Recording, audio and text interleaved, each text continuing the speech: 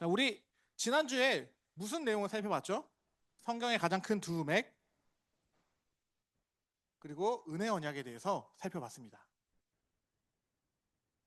특별히 지난주에는 오늘부터 이제 은혜 언약을 살펴볼 거였기 때문에 행위 언약이 어떠한 것이었는지, 그 선악과 사건이 무엇을 의미하고 있는지에 대해서 좀 더 깊게 살펴봤었고, 오늘부터는 성경의 내용과 함께 나아가면서 이제 언약을 하나 살펴보고 전체 성경의 이제 창세기부터 시작해서 요한계시록까지 이번 년 동안 살펴보려고 하고 있습니다. 자, 오늘 바로 그 시작 아담 언약에 대해서 살펴보려고 해요.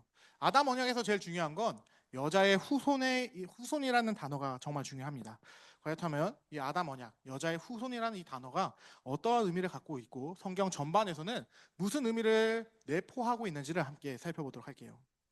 자, 지난주에도 말했지만 은혜 언약이라는 건 타락한 인류 가운데 하나님께서 은혜로서 주어주신 언약입니다. 그리고 그 은혜 언약의 시작은 오늘 우리가 함께 살펴봤던 창세기 3장 15절의 말씀이다라는 것이죠.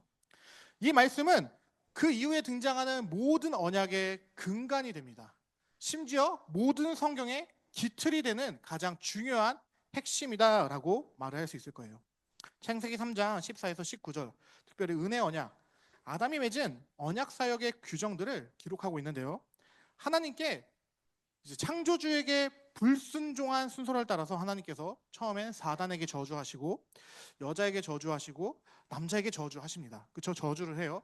근데 이 본문이 이 본문이 단지 저주만 하고 끝났을까? 오나마? 맞아요. 사실 여기에 보면은 축복도 같이 나타나고 있다라는 것을 보게 됩니다. 즉 사실 이미 창세기, 인간이 범죄한 이후 인간에게 주어진 언약에서부터 하나님께서는 은혜와 행위 언약과 은혜 언약은 떨어질 수 없다. 즉 은혜라는 것은 행위 그 전체적인 하나님의 그 어떠한 공의적인 속성 안에 들어간다라는 것을 가르쳐 주셨다라는 겁니다. 그래서 이제 원시복음에 대해서 이제 좀 더 살펴보려고 하는데, 자, 우리가 아담 언약으로 알고 있는 이 본문, 이제 목사님께서 아담 언약이라고 말하고 있는 이 창세기 3장 15절, 이 본문은 사실 여러분이 같이 읽었지만 아담에게 주어졌어요. 희재, 이 본문 누구에게 하나님이 말씀하시는 본문이야? 창세기 3장 15절. 성경책 없구만. 내가 읽어줄게. 잘 들어봐. 내가 너로 여자와 원수가 되게 하고 내 후손도 여자의 후손과 원수가 되게 하리니 여자의 후손은 내 머리를 상하게 할 것이요 너는 그의 발꿈치를 상하게 할 것이니라. 이거 누구에게 주신 말씀이에요? 그렇죠? 아담에게 주어진 말이 아니었어요. 이거 분명히 뱀에게 주어진 말입니다. 그렇죠? 범죄한 뱀, 사단에게 하나님이 하신 말씀이다라는 겁니다. 그래서 겉보기에는 이것은 그냥 단지 뱀에 대한 저주 본문으로 볼 수 있다라는 것이죠. 그런데 하나님은 이 본문을 단지 뱀에 대한 저주로만 끝내지 않았다라는 거예요. 심지어 뱀의 저주를 좀 자세히 보게 되면은 뱀은 하나님께 저주를 받아 뭐가 없어지니? 선율아, 뱀이 없어진 게 있대.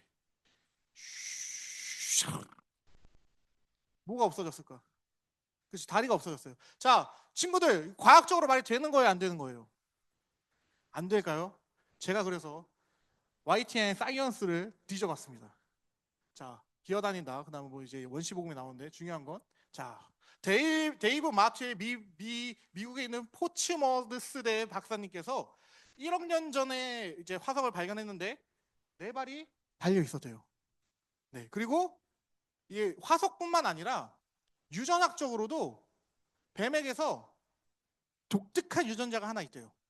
원래 발이 만들어질 수 있는 유전자가 있는데 그 발 생성을 억제하는 유전자가 그 뱀의 DNA 안에 있다라는 겁니다. 자, 물론 목사님이 뭐 성경이 과학을 말하는 책은 아니에요. 성경이 과학을 말하는 책은 아닌데 목사님 이런 얘기를 하는 게 무슨 말이냐? 과학은 아니지만 성경을 뒷받침할 과학도 존재한다라는 겁니다. 우리가 뭐 말씀이 빛이 있으라라는 것을 빅뱅으로 설명할 수 있는 것처럼 빅뱅은 정말 기독교적이죠, 사실. 어디 가서 빅뱅은 기독교적이 아닙니다라고 얘기하면 안 돼요. 사실 빅뱅은 그 어떤 것보다 기독교적입니다. 그와 마찬가지로 뱀의 다리가 없어졌다. 옛날에는 그래서 사족을 달지 말아라. 한국도 이런 얘기를 했어요. 사족, 뱀의 다리. 쓸데없는 거 달지 마. 이런 말이었는데 지금은 뱀의 어떤 유전학적 그 특성과 그다음에 화석을 통해서 과거의 뱀에는 다리가 있었을 것이다라고 얘기하고, 심지어 이제 목사님 진화론자는 아니지만 진화론에서는 도마뱀에서 뱀이 갈라져 나온 것이다라고 이야기까지 합니다. 알고 있었어요? 다 놀라질 않네. 나 이거 처음 왔을 때 와, 진짜 엄청나구만 뭐 이러는데 우리 친구들은 이미 다 알고 있었던 것 마냥 놀라지 않아요. 자, 다시 말하지만 성경은 분명 과학을 말하는 책은 아니에요. 그런데 현대 과학이 발견되면 발견될수록 하나님이 만드신 세계에 대한 어떤 이해가, 또 하나님의 성경에 대한 이해가 더 넓어지는 경우도 있다라는 겁니다. 그래서 여기서 사실 더 중요한 사실은, 사실 우리가 뭐 뱀이 다리가 없어진 게 과학적으로 증명되든 말든 그것보다 더 중요한 건 뭐냐? 자, 뱀이 혼자 나댄 거예요. 막 뱀이 갑자기 하와가 너무 이뻐 보여가지고 막 주아 이쁜 것처럼 가가지고 막 하와야 저거 따먹어봐 막 이러면서 꼬신 거예요. 그거 아닐 거 아니에요, 그렇죠? 뱀을 누가 사용했죠? 시영아? 악마, 그렇죠? 자, 히브리어로 사단. 사단이 히브리어인 건 알고 있죠? 그렇군요. 히브리어입니다. 히브리어로 대항하는 자라는 뜻을 가진 언어예요. 즉 하나님을 반대했던 자인 이 사단이 뱀을 사용해서 여자를 꼬셨습니다. 그리고 그것 때문에 이 뱀은 저주를 받게 됐다라는 것이죠. 사실 이 내용이 가르쳐주는 것은 인간의 타락이 단지 인간만을 망치지 않았다라는 사실을 가르쳐주고 싶은 거예요. 무슨 말인지 알겠어요? 자, 만약에 인간이 타락하고 인간만 죽음에 처하고 비참함에 처하고 악함에 처하고 뭐 이게 라율이 시험 봐야 되고 라율이 이제 뭐 수행 평가해야 되고 이런 상황에 우리 인간만 처했으면은 뭐 상관없겠는데 인간만 처했어요? 예. 사실 뱀의 저주 부모는 이걸 말해주고 싶은 거예요. 인간의 타락은 단지 인간만 망친 게 아니라 우리 모두, 이 세상에 존재하는 모든 것, 동식물마저도 다 망가뜨린 거다라는 이야기를 해주고 싶었다라는 거죠. 그래서 14절 말씀을 보면 함께 읽어볼게요. 시작.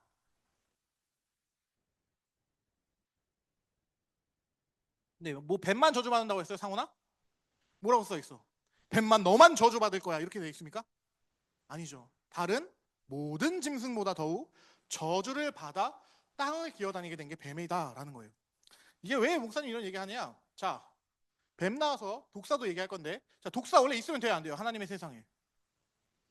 아, 그렇죠. 독사 있으면 이상한 거예요. 자, 독사의 독은 선율아, 뭐 하려고 쓰는 거야? 그 죽이려고 쓰는 거지. 자, 그러면 민서가 하나님의 세상에 죽음이라는 개념이 존재하면 돼, 안 돼? 하나님이 보시기에 심히 좋았더라 라고 이렇게 칭찬한 그 세상에 막 죽음이 있고 서로를 공격하고 무너뜨리고 야국강식의 적자 생존이 존재하는 세계면 그게 하나님의 보시기에 심히 좋은 세상이야? 아니지. 맞아요. 독사의 송곳니, 독사의 독 절대 자연스럽지 않습니다. 심지어 우리 사자 손톱, 그리고 호랑이의 송곳니 자연스러운 거예요, 자연스럽지 않은 거예요? 나연아, 뭐라고? 자연스러운 거야? 그럼 그치, 지금 이 타락한 세상에서 자연스러운 건데 하나님이 원래 만든 세상에서 저 손톱이랑 이빨 있으면은 어린 양이랑 놀다가 아이고 미안해 했는데 그냥 죽을 거 안 죽어? 그럼 돼요, 안 돼? 그렇죠? 사자와 어린 양이 뛰놀고 독사굴에 손 넣어도 된다라고 이제 이사야가 말했던 것처럼 원래 하나님의 세상에는 송곳니와 발톱, 독사의 독 같은 게 없었어야 한다라는 겁니다. 심지어 하나님께서 자연물을 이제 저주하시면서 인간에게 얘기하신 게 땅은 이제 너에게 뭘 낸다고 하지? 산들아, 너 막 찌르는 거, 가시와 엉겅퀴를 내기 시작한다라고 합니다. 그럼 이 말은 무슨 말이에요? 시영, 원래 그게 있어요, 없어요? 원래는 없었던 거다라는 말이에요. 왜? 가시에 찔리는 거 상처가 나는 거예요, 안 나는 거예요? 자, 하나님의 세상에 상처가 있으면 돼요, 안 돼요? 우리가 그런 개념을 처음 세상에서는 대입할 수 있어야 한다는 겁니다. 뭐 대표적으로 우리가 쉽게 이해할 수 있는 뭐 손톱과 이빨 이런 걸 얘기했지만 인간의 타락으로 말미암아 지금 우리가 보는 이 세상이 만들어졌다라는 거예요. 자, 그러면 여기서 뭐 방송에 나가고 있지만 살짝쿵 얘기하면 하나님이 처음 만들었을 때는 사자와 뭐 독사나 뭐 이게 뭐 독을 발사하고 이게 막 이렇게 하는 동물들이 그게 없었어. 자, 근데 지금 그것들을 갖고 있어. 그럼 뭐가 일어난 거예요? 변화가 일어나긴 한 거예요. 그래서 첫 창조 때는 분명히 이 동물들이 그런 모습은 아니었지만 현재의 모습같이 변하는 시간의 어떠한 변화는 그 안에 있었다. 이것을 이제 기독교계에서도 인정하는 소진화에 대한 부분인데 그런 부분이 있었을 수도 있다라는 말입니다. 네, 무슨 말인지 알겠죠? 소연아 이해가 돼? 진짜 이해가 돼? 자, 간단하게 이해하면 이거 이렇게만 이해하면 돼요. 인간이 타락하기 전에는 우리가 생각하는 거랑 완전 다른, 우리가 생각도 할 수 없을 정도로 완벽한 세상이었다라는 겁니다. 그런데 중요한 건 인간이 타락하면서 우리가 지금 보는 약육 강식과 어떠한 죽음을 도래시킬 수 있는 무기들을 동물들이 상대를, 왜냐하면 동물들도 이제 상대를 믿을 수 있어요, 없어요? 못 믿어요. 인간마저도 못 믿어. 자신에게 이름, 존재를 부여했었던 그 인간마저도 이제 동물들을 못 믿으니까 그 인간을 향해서도 송곳니를 드러내는 겁니다. 이게 바로 타락의 본질이에요. 그래서 우리는 반드시 그리스도로 말미암아 우리에게 주어지는 구속을 단지 인간 중심의 방법으로 이해해서는 안 된다라는 겁니다. 위대한 창조주 하나님께서 만드셨던 모든 세상이 심지어 하나님마저도 인간의 타락으로 말미암아 공격당했어요. 정말 중요한 단어가 빠졌네요. 하나님은 위대한 창조주로서 하나님의 영광은 당했다. 예, 저게 공격이 빠진 거예요. 공격을 당했다라는 겁니다. 그가 손수 만든 세상이 인간의 죄로 말미암아 깨어지게 되었다라는 거예요. 그래서 구속이라는 건 단순히 인간의 삶만을 이제 뭐 그 죽음과 비참함과 악함에서 건져내는 게 끝이 아니에요. 예수님의 십자가 사건은 와, 나 구원해 줬대. 와, 너무 행복하다. 와, 룰루랄라 이게 아니라 예수님의 구원하심은 그것 이후에 악함과 죽음을 그리고 망가진 이 깨어진 동물의 세상까지 회복해 나아가는 방향으로 나아간다라는 겁니다. 그러니까 우리들에게 주어진 책임과 책무는 여러분 막 길거리에 침 뱉으면 돼요? 여러분 그러면 이제 전혀 예수님 믿는 사람 잡지 않은 겁니다. 자, 가다가 막 쓰레기 막 버려. 주아 그럼 돼? 가다가 막 껌퇴 뱉어. 그럼 돼? 우리가 세상마저도 사랑할 수 있어야 한다라는 게 이제 이런 개념 안에서 등장할 수 있다라는 거죠.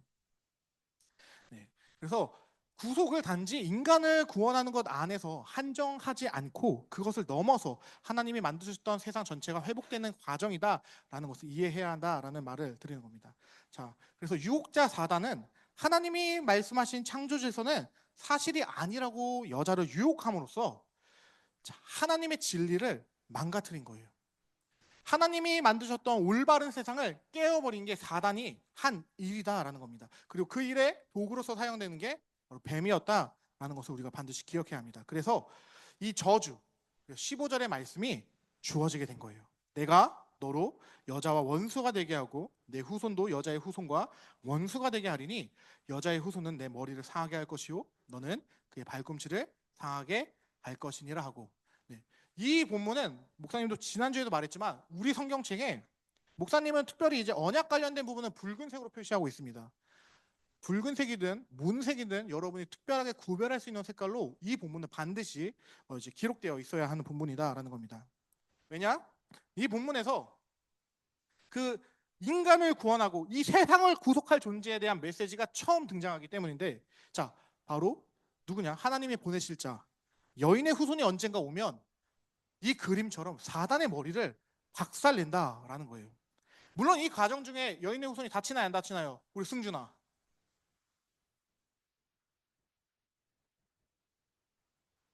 찍어. 다칠까 안 다칠까? 다치죠. 네. 발꿈치가 상하게 된다라는 말이 있습니다. 그런데 이거 분명히 기억해야 되는 게 발꿈치 상하는 게 아파요? 머리 깨지는 게 아파요? 네, 머리 깨지는 게 아프죠. 네. 이 과정 중에 구원자가 경미한 상처를 입게는 되지만 사단은 아예 설 수 없을 정도로 박살난다라는 거예요. 그래서 여러분이 이 구절에 창세기 3장 15절 바로 옆에 반드시 기록해놔야 되는 것들이 이제 마태복음 27장 32절부터 44절, 마가복음 15장 21절부터 32절, 누가복음 23장부터 23장 26절부터 43절, 요한복음 19장 17절부터 27절. 이게 다 무슨 본문이에요? 그리스도의 십자가 본문이에요. 반드시 이 내용을 그리스도의 십자가로 연결시킬 수 있어야 되고, 그리고 이 전체적인 해석을 해준 바울의 로마서 16장 20절. 우리가 사단의 머리를 박살낼 것이다 라는 그 본문과 또 연결시켜서 이해할 수 있어야 한다라는 겁니다. 자, 그러면 왜 하필 하나님께서는 많고 많은 인물 중에 우리는 지금 아담의 언약이라고 하는데 여인의 후손이라는 이름을 쓰실까요? 우리가 그 부분에 대해서 살펴보려고 하는데, 자, 제일 처음에 꾀임을 받은 사람이 누굽니까? 다우라. 남자예요, 여자예요? 남자? 아, 다우리가 성경을 좀 읽어야 되는데요. 네, 남자 아니죠? 여자가 꾀임을 받게 됩니다. 네, 성경에서 남자의 후손, 여자의 후손이라도 해도 될 텐데 그렇게 하지 않은 이유는 먼저 꾀임을 받았던 사람이 바로 여자이기 때문에 여인의 후손이다라는 표현을 쓰고 있는 겁니다. 자, 특별히 이 표현이 중요한 이유가, 자, 아담 자기가 타락한 다음에 누굴 제일 먼저 들먹여요? 하나님께서 누가 너에게 이것을 알게 하였느냐 질문했을 때 아담이 뭐라고 하죠? 하나님이 주신 그 여자가, 그 여편 얘가 나 이렇게 만들었어요 라고 따져요. 바로 아담이 한 거는 남 탓이었습니다. 자, 오만한 남자가 만약에 하나님께서 여인의 후손이다라는 말을 안 하면 어떻게 되냐? 이 저주받은 모든 것을 여자 탓으로 넘길 수 있기 때문에 하나님은 여성을 보호하시기 위해서 1차적으로는 여자의 후손이다라는 명칭을 쓰셨다라는 거예요. 자, 우리가 다시 목사님 말했지만 이미 남자는 여자 탓했어요. 아담은 신랄하게 당신이 주신 여자 때문에 내가 이렇게 됐습니다. 따졌단 말이죠. 자, 그래서 하나님께서 여인의 후손이다라고 하면서 여인의 그 어떠한 그 권위, 그 여자가 갖고 있는 그 뭐라고 해야 될까? 실추된 무언가를 회복시켜 주신 게 바로 이 여인의 후손이라는 명칭에 일단 1차적인 의미가 있다라는 겁니다. 자, 그러나 이게 단지 1차적으로 이렇게만 끝나면 안 되겠죠. 이게 원시 복음이다라고 말해주려면 더 이제 심층적인 게 필요합니다. 무엇이냐? 이 여성을 통해서 올 그를 대망하게 하기 위해서 이렇게 표현됐다라는 거예요. 하나님은 떨어질 대로 떨어진 여인의 권위를 언약의 핵심 인물로 만드심으로, 즉 구원자가 누구로부터 오냐? 남자로부터 오는 게 아니라 여자로부터 올 거야 라는 말씀을 해주시면서 실추된 여성의 권위를 회복시켜 주시고, 심지어 그 여성으로부터 올 그 메시아를 대망하고 기대하게끔 하는 효과를 만들어냈다라는 겁니다. 자, 그래서 이 여자의 후손, 여인의 후손은 아주 큰 의미가 있어요. 어떤 의미냐? 자, 여기서 여자는 단순히 하와를 말할까요? 상준아? 그렇죠, 아니겠죠. 여기서 단순히 하와를 지칭하지 않아요. 여기서 일반적인 여성을 말하고 있습니다. 자, 즉 이건 무슨 말이냐? 어떤 여성일지는 알 수 없어요. 어떤 여성일지는 알 수 없으나 여성이 낳은 자가 인류를 죄악 가운데 구원해낼 그다라는 메시지를 인간은 받게 된다라는 겁니다. 물론 처음 아담은 뭐라고 생각했을까요? 자기에게 주어진 여자가 누구밖에 없어요? 하와밖에 없으니까 당연히 하와일 거라고 생각했어요. 아, 하나님께서 내 아내에게 그 소명을 주신 거구나 라고 믿었습니다. 그래서 아담이 뭐 하죠? 자, 창세기 3장에 보게 되면 마지막에 하나님께서 인간에게 수명을 주십니다. 내가 흙으로 돌아갈 때까지 얼굴에 땀을 흘려야 하며 먹을 것을 얻을 것이다. 너는 흙이니 흙으로 돌아갈 것이냐. 이게 무슨 말이에요? 인간에게 이제 죽음이 생겼다라는 거예요. 수명이 주어졌다라는 겁니다. 원래 그 전까지 인간은 수명이 없었는데 내가 언젠가는 죽을 존재라는 이야기를 듣게 됐어요. 근데 자, 호영아, 여자의 이름이 언제 지어지는지 아니? 이게 정말 중요한 타이밍인데 여자의 이름이 바로 이때 주어진다라는 겁니다. 인간이 너 이제 죽을 거야. 넌 이제 존재적으로 죄인이고 타락할 수밖에 없고 영원히 죽어야 마땅한 너는 죄인이야 라는 명령이 선포됐는데, 그때 아담이 뭐 하는 거냐? 이 명령을 들었던 우리 아담이 자기 아내를 향해서 하와라는 이름을 짓게 되는 겁니다. 그래서 본문을 보게 되면 자, 이 19절이 끝나자마자 20절에 아담이 그의 아내의 이름을 하와라고 불렀으니 이게 아주 중요한 포인트다라는 거예요. 왜? 하와의 이름 뜻이 뭐죠? 자, 함께 읽어볼게요. 시작. 네. 지금 인간에겐 죽음이 선포됐습니다. 인간의 운명은 죽음에서 벗어날 수 없는 비참한 존재가 됐어요. 근데 아담은 하나님께서 명령하셨던 여인의 후손이 오면 모든 것이 해결될 거야 라는 믿음을 가지고 자신의 아내에게 이름을 짓는 겁니다. 하와. 모든 산자의 어머니. 엄청난 거예요. 하나님께 불순종으로 모든 인류가 저주를 받아 죽음 가운데 처했는데 아담은 이 여자를 향해 너로부터 구원이 도래할 거야 라고 선포한 게 바로 창세기 3장 20절의 말씀이다라는 거예요. 그런데 이 아담과 하와의 기대가 성취될까요? 주아야? 성취됐으면 성경이 다루는 게 필요 없었겠지? 그럼 창세기 3장에서 얘기가 끝났을 거예요. 근데 성취되지가 않아요. 무너집니다. 어떻게 할 수 있냐? 바로 대표적인 사건이 창세기 4장에 나오는 사건인데, 창세기 4장에 누가 나오는지 알아요? 자, 목사님 알려줄게요. 잘 들어요. 여러분 잘 알고 있는 가인과 아벨 사건이 여기에 나옵니다. 여인에 대한 기대감을 가졌던 그들에게 주어진 게 가인과 아벨이다라는 거예요. 자, 가인의 이름의 뜻이 뭔지 아나요?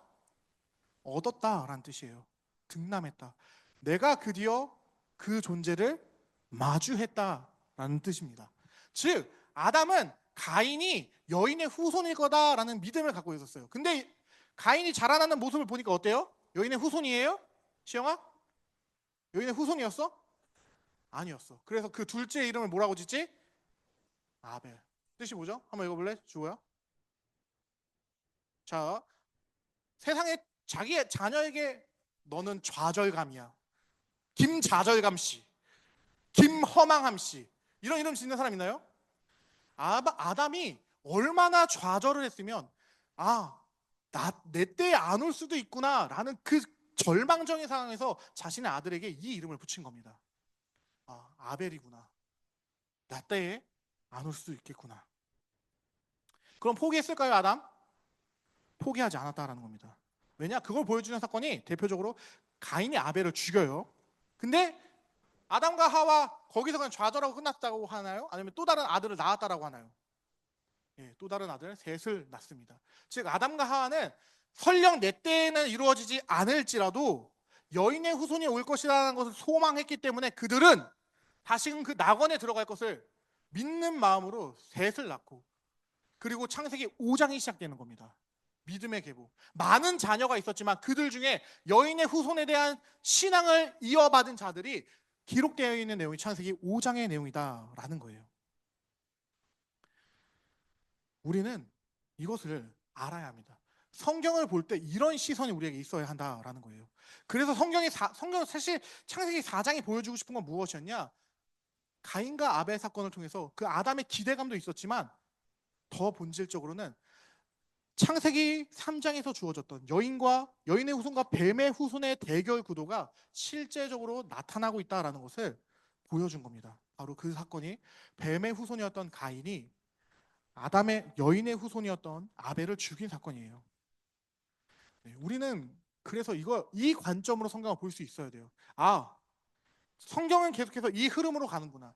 뱀의 후손, 즉 사단의 세력과 하나님의 만들어 가시는 그 여인의 후손의 세력의 대결 구도가 계속 나오는 거구나.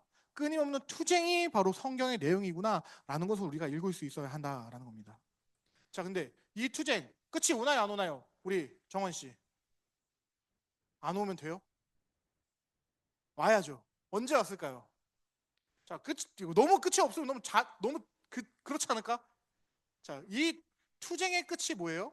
여인의 후손이 뱀의 후손을 박살내는 그 시점입니다. 피니시가 있다라는 거예요. 그 후손이 누구냐? 여러분 다 알고 있죠? 바로 예수 그리스도입니다. 남자 없이 탄생한 존재 누가 있어요? 성경 가운데 남자 없이 탄생한 존재 예수밖에 없잖아요. 그래서 예수님이 여자의 후손이다라고 얘기하는 겁니다. 동정녀의 탄생. 사실 많은 사람들이 동정녀의 탄생이 무슨 그게 어떻게 가능합니까? 그럼 불가능한 이야기 하지 마십시오 라고 하는데, 하나님께서는 창세기 3장부터 이미 예수를 동정녀에게, 남자를 알지 못하는 자에게서 탄생하게 하시기로 작정하셨다는 겁니다. 그래서 이 창세기 3장 15절을 원시 복음, 오리지널 가스펠이라고 이야기하는 거예요.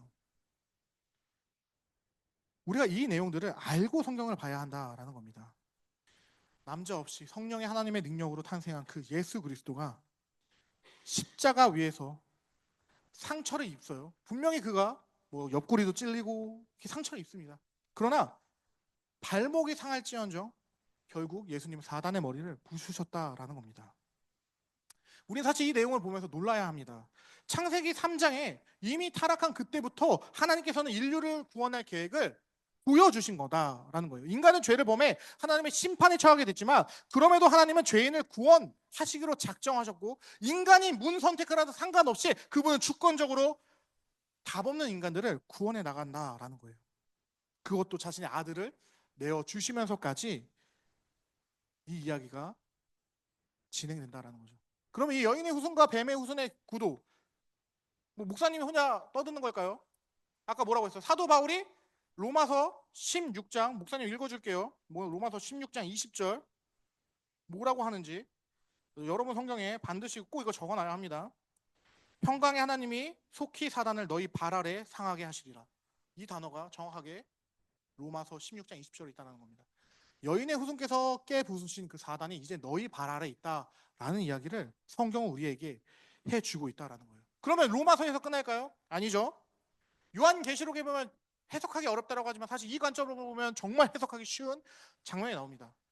용이 나오고 열뱀 머리 달린 괴물들이 막 나와요. 근데 그 존재가 한 존재랑 싸워요.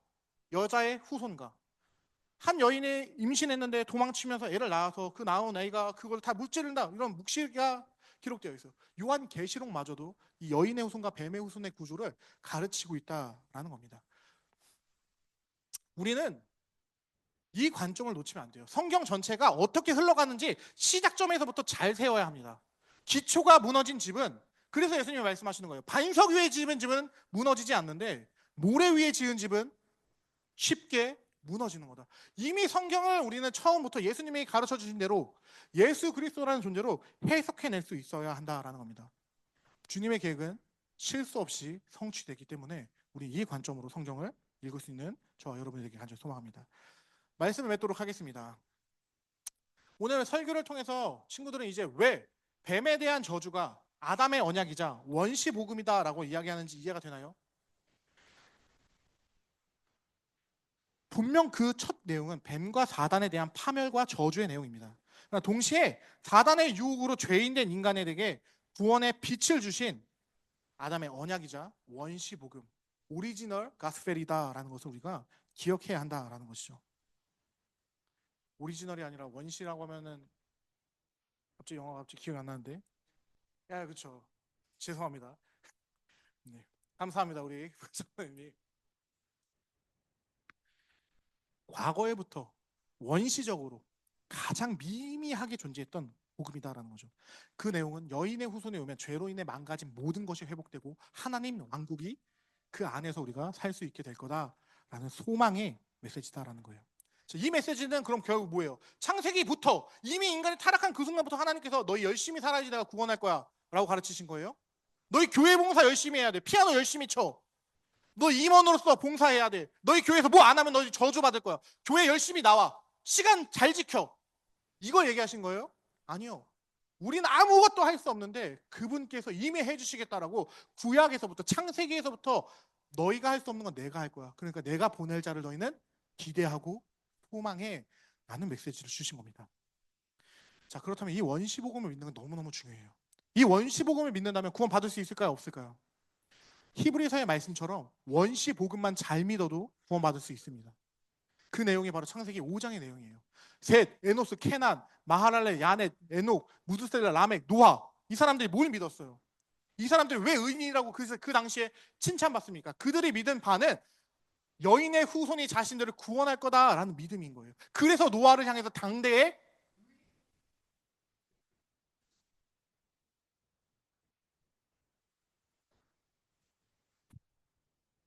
그 내용들을 잘 알아야 한다라는 거예요. 이 말은 왜 성경이 핑계할 수 없다, 하나님을 믿지 않아 놓고 하나님 앞에서 다른 말 할 수 없다라고 하는지를 그 이유까지 가르쳐 주는 거예요. 자, 원시복음 기독교인들에게만 주어졌습니까? 노아 이전에 모든 이들에게 주어진 복음이에요.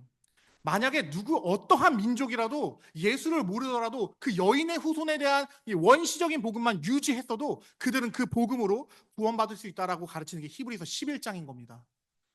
창세기 5장입니다.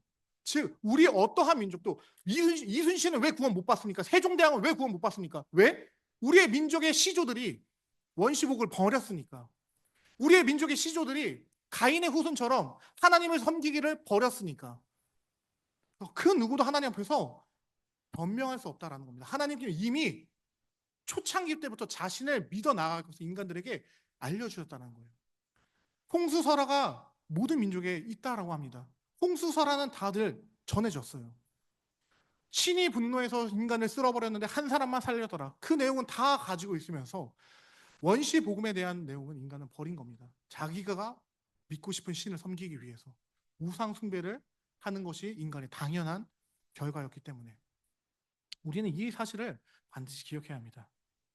우리의 선조들은 이 모든 이들에게, 이 지구상에 존재하는 모든 이들에게 주어진 원시 복음을 버렸기 때문에 우리가 이 상황에 처한 것이고, 다시금 그리스도로 말미암아 완성된 복음을 전달받게 되었다라는 것이죠. 그래서 여기서 중요한 포인트는 뭐냐? 우리 시대도 똑같다라는 겁니다.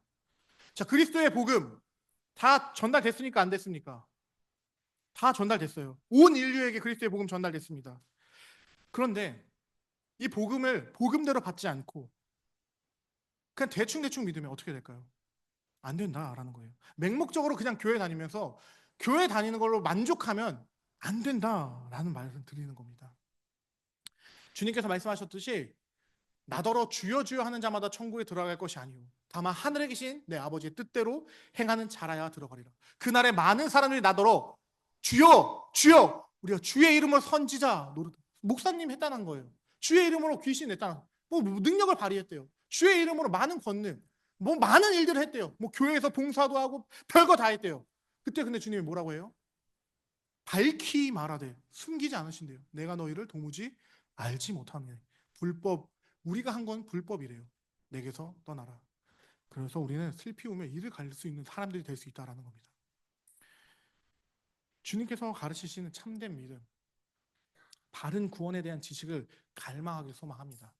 어렵고 답답한 거 알아요. 그런데 이게 계속 반복될 겁니다. 한 7주 정도 이 동일한 내용들이 각각 대표자가 바뀐 상태로 반복되는 걸 우리가 살펴볼 거예요. 그리고 하나님께서는 계속 한결같이 인류를 이끌고 계시다는 걸 살펴볼 겁니다.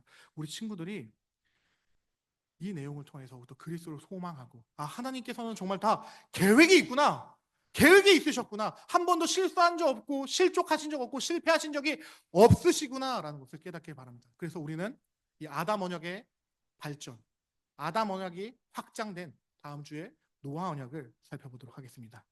하나님의 그 놀라운 구원 계획에, 그 놀라운 하나님의 은혜에 감격하고 젖어드는 저와 여러분이 되길 간절히 소망합니다. 이 시간 목사님이 기도함으로 설교를 마치도록 하겠습니다.